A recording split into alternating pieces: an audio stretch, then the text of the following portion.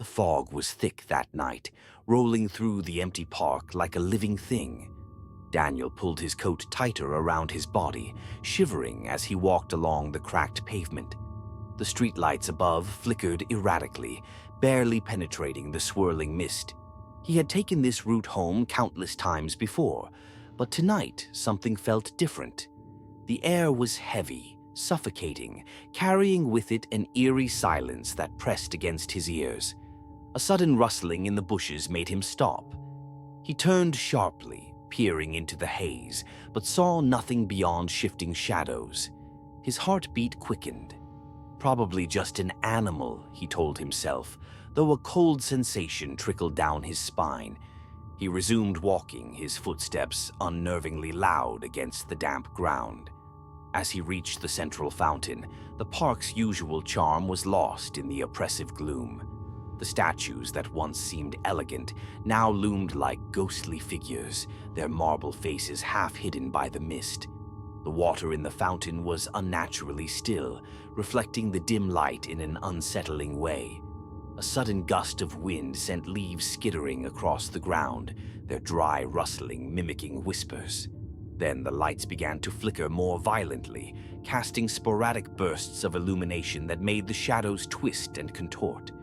A low humming sound filled the air, vibrating in his chest. It wasn't the hum of a street lamp or an electrical buzz. It was deeper, resonating with something primal inside him. His phone buzzed in his pocket and he eagerly pulled it out. No service. The signal bar flickered, the screen distorted with static before abruptly shutting off. Frustrated, he cursed under his breath and stuffed the useless device back into his pocket. That's when he heard it. A distant sound, like metal scraping against concrete. It was faint at first, barely audible over the blood pounding in his ears. But it grew louder, closer. His breath hitched. He turned his head slowly towards the source. Under the nearest street lamp, a figure stood motionless. Tall, unnaturally tall, at least 2 feet taller than any human should be. Its elongated limbs hung at its sides, fingers twitching slightly. The skin was pale, almost translucent, stretched taut over a grotesque, misshapen body. Its face, or what should have been its face, was a nightmare. Indistinct, blurred as though reality itself rejected it. The longer Daniel stared, the harder it was to focus, his eyes watering from the sheer wrongness of it. The figure took a step forward. Daniel stumbled backward, his breath coming in shallow gasps. The scraping sound returned, louder this time, as if the thing's very presence was warping the world around it. He wanted to run, to scream, but his body felt frozen, his limbs sluggish as if wading through an unseen force. The creature took another step. The streetlight above it flickered violently before bursting, plunging the area into darkness. When the next light flickered on, the figure was closer. A garbled sound filled the air, something between a static buzz and a deep, guttural growl. Daniel's chest tightened, a wave of nausea washing over him. He turned and ran. His feet pounded against the pavement, breath hitching as he navigated blindly through the fog. The sound of scraping metal followed, an unnatural, steady rhythm that matched his frantic heartbeat.